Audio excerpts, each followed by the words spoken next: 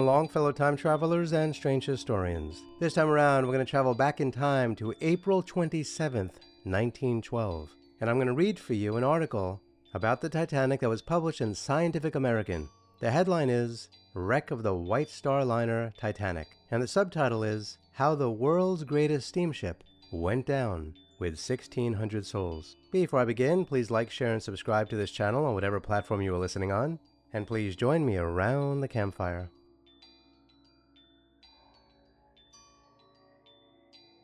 In the long line of maritime disasters, there is none to compare with that which, on Sunday, April 14th, overwhelmed the latest and most magnificent of the ocean liners on her maiden voyage across the Western Ocean. Look at the disaster from whatever point we may. It stands out stupefying in its horror and prodigious in its many-sided significance.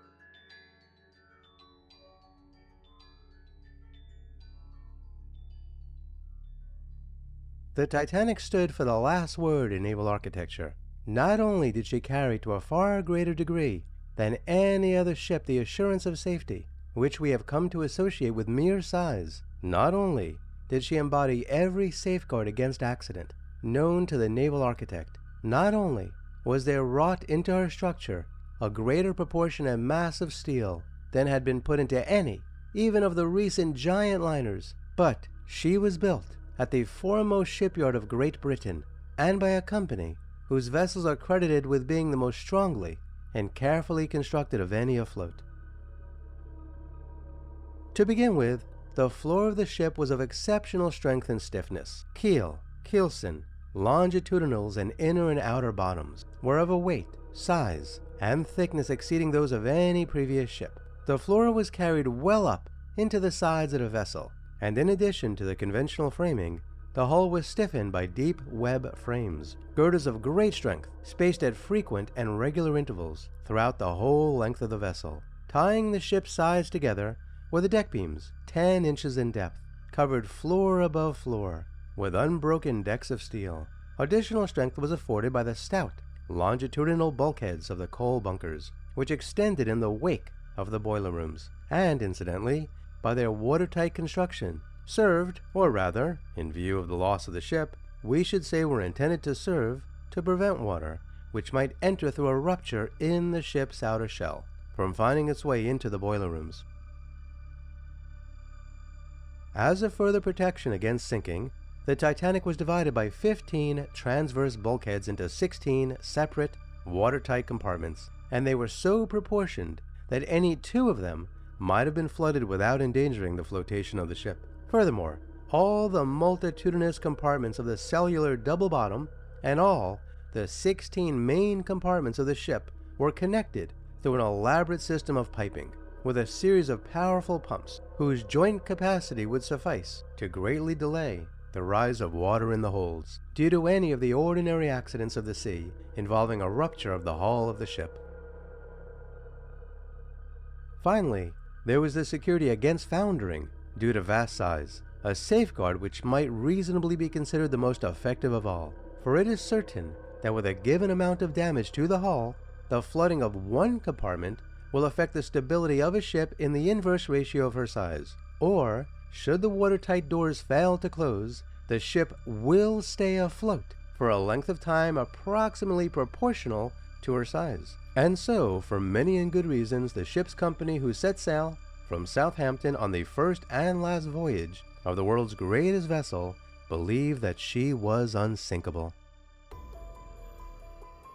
And unsinkable she was, by any of the seemingly possible accidents of wind and weather or deep-sea collision. She could have taken the blow of a colliding ship on bow, quarter, or abeam and remained afloat, or even made her way to port. Bow on and under the half-speed called for by careful seamanship, she could probably have come without fatal injury through the ordeal of head-on collision with an iceberg. But there was just one peril of the deep, against which this mighty ship was as helpless as the smallest of coasting steamers, the long glancing blow below the waterline, due to the projecting shelf of an iceberg. It was this that sent the Titanic to the bottom in the brief space of 2.5 hours. and it was her very size and the fatal speed at which she was driven which made the blow so terrible. The Titanic, with the sister vessel Olympic, set the latest mark in the growth of the modern ocean liner toward the ship 1,000 feet in length. The Britannia of 1840 was 207 feet long. The Scotia of 1862 was 379 feet, and the Bothnia of 1874 420 feet long. The Servia in 1881 was the first ship to exceed 500 feet, with her length of 515 feet. In 1893, the Campania carried the length to 625 feet, and the first liner to pass 700 feet was the Oceanic, whose length on deck was 704 feet. The Mauretania was 10 feet short of 800 feet, and then, with an addition of nearly 100 feet, the Olympic and Titanic carried the overall length to 882.5 feet, the tonnage to 46,000, and the displacement to 60,000. The indicated horsepower of the Titanic was 50,000, developed in 2 reciprocating engines, driving 2 wing propellers, and a single turbine driving a central propeller.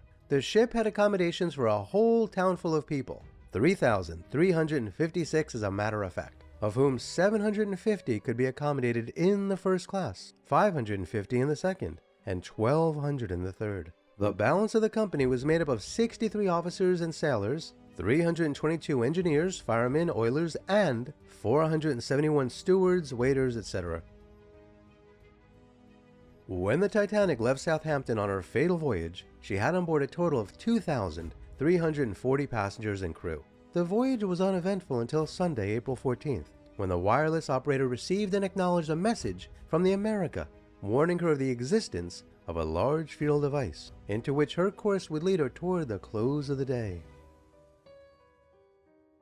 The Titanic had been running at a steady speed of nearly 22 knots, having covered 545 miles during the day ending at noon, April 14th.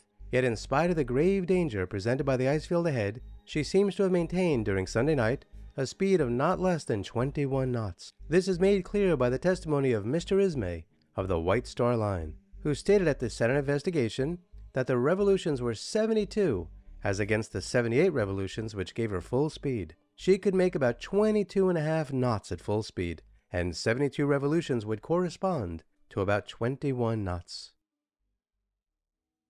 How such an experienced commander as Captain Smith should have driven his ship at high speed, and in the night, when he knew that he was in the proximity of heavy ice fields, is a mystery which may never be cleared up. The night, it is true, was clear and starlit, and the sea perfectly smooth.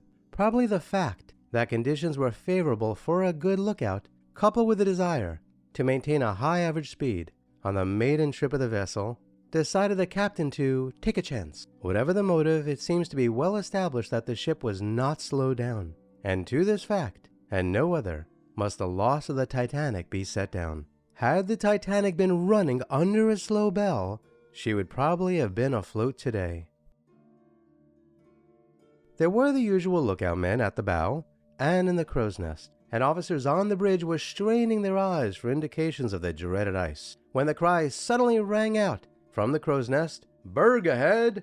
and an iceberg loomed up in the ship's path, distant only a quarter of a mile. The first officer gave the order, "Starboard your helm!" The great ship answered smartly and swung swiftly to port, but it was too late. The vessel took the blow of a deadly, underwater, projecting shelf of ice on her starboard bow near the bridge, and before she swung clear, the mighty ram of the iceberg had torn its way through plating and frames as far aft as amidships, opening up compartment after compartment to the sea. Thus, at one blow, were all the safety appliances of this magnificent ship set at naught. Of what avail was it to close watertight doors, or set going the powerful pumps, when nearly half the length of the ship was open to the in-pouring water?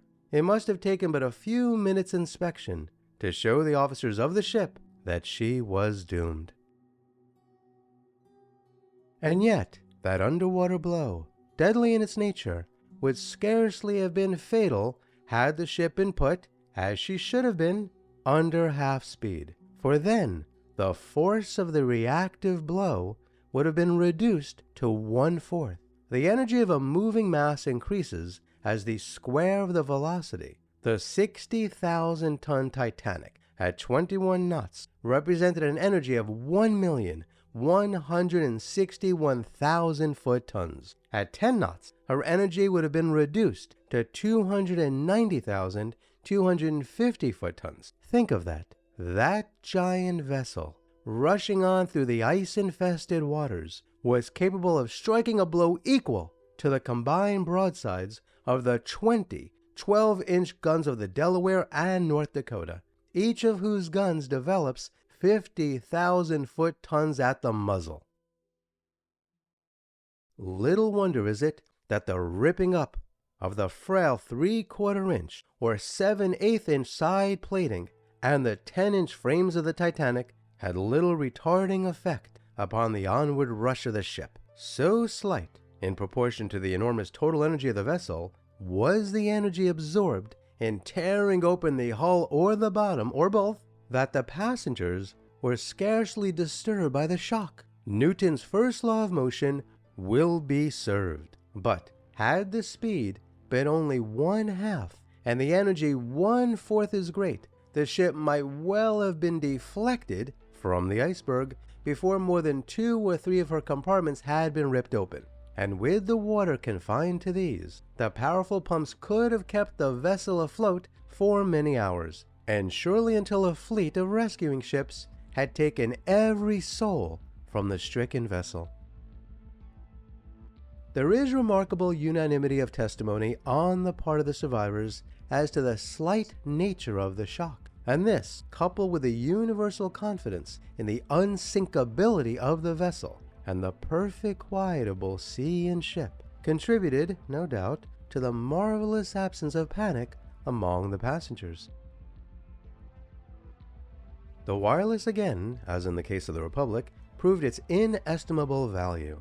The collision occurred at 11:40 Sunday night in latitude 41.16 north, longitude 50.14 west. The call for help was heard by several ships, the nearest of which was the Carpathia, which caught the message at 12:35 a.m. Monday, when she was 58 miles distant from the Titanic. Setting an extra watch, the captain crowded on all speed, reaching the scene of the disaster by 4 a.m.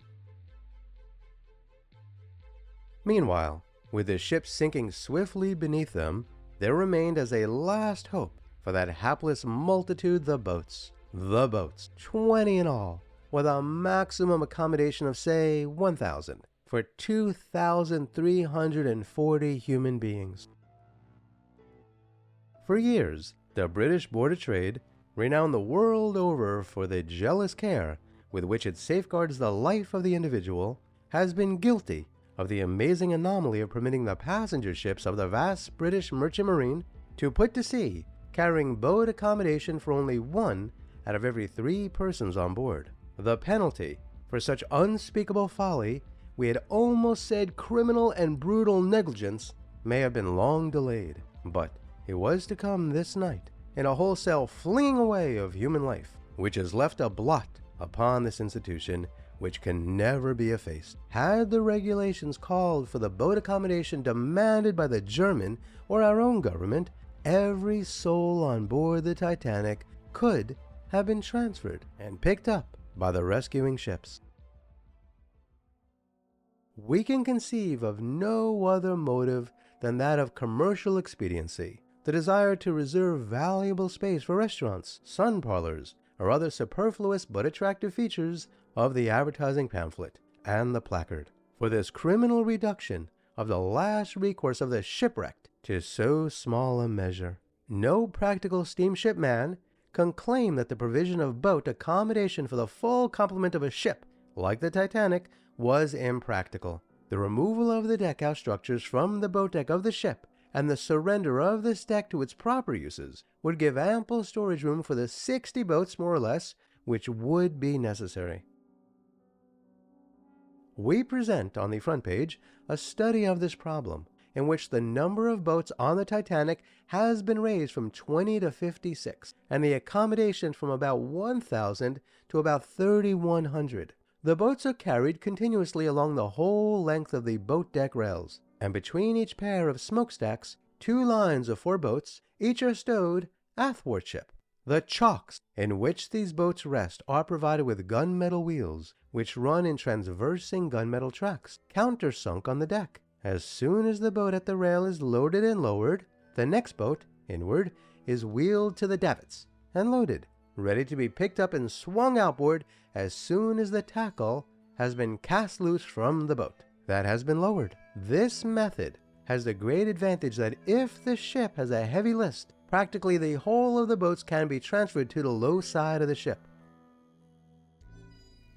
But, says the shipping man, all this means heavy top weights, the loss of valuable space, and heavy costs for installation and maintenance. To which we reply, in the words of a certain venerable book, by how much then is the life of a man worth more than that of a sheep? Never, surely, in all the annals of human heroism, was there written a chapter at once so harrowing and inspiring as that which was gathered by the press from the pitiful remnant of that night of sacrificial horror. We turn from its heart-rending story with a new sense of the godlike within us and an exultant faith in the eternal spirit of the human race.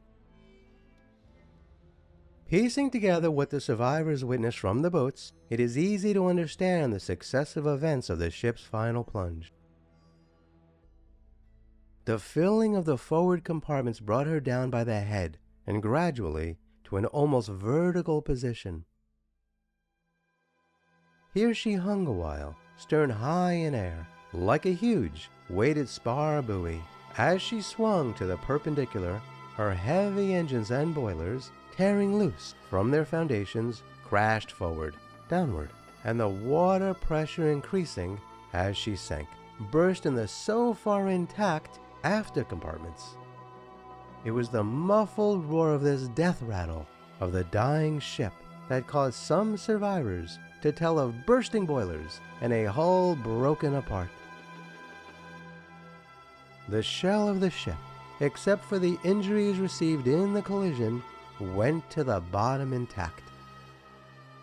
When the after compartments finally gave way, the stricken vessel, weighted with the mass of engine and boiler room wreckage at her forward end, sank to bury herself, bows down, in the soft ooze of the Atlantic Ocean 2 miles below. There, for aught we know, she may, at this moment, be standing, with several hundred feet of her rising sheer above the ocean floor, a sublime memorial shaft to the 1,600 hapless souls who perished in this unspeakable tragedy. And that, my fellow time travelers and strange historians, was a beautifully written article published in Scientific American on April 27, 1912. So, what are your thoughts about traveling on the Titanic? If you were rolling in dough, would you have traveled on the Titanic? You know I would. What would you have done if you were on the ship while it was sinking? As the whole world knows, thousands of men gave up their chance to live in order to allow room on the boats for women and children. Some women stayed behind. For all the women listening, what would you have done? Would you have stayed with your husband? Would you have left him on the ship all alone to die? Gentlemen, what would you have done? Would you have tried to get on a lifeboat? Or would you help the women and children get into the lifeboats in order to save their own lives? And what would you expect your wife or girlfriend to do? Would you ask her to stay with you? What if she told you she wanted to stay with you? What would you say to her? What would you do? Kindly let me know in the comments below. Kindly remember to like, share, and subscribe, and hit the notification bell, because there will be more shows like this one, and I hope you check those out too. Please check out the links below to learn how to support my research and productions. Specifically, I'd really appreciate it if you could become a member of this channel and or join me on Patreon. You could also leave a super thanks in the comments below. Kindly be kind to all of our fellow Earthlings, and please do not harm them, and please don't eat them. They do not like that. Remember, for the benefit of compassion for all living things and their own health, brilliant people throughout history chose a plant-based diet. And please do yourself a favor and go to a local shelter and adopt a cat or a dog, or both. You and they will be very glad that you did. Until next time, especially if you're on the Titanic, I wish you safe travels on all your journeys.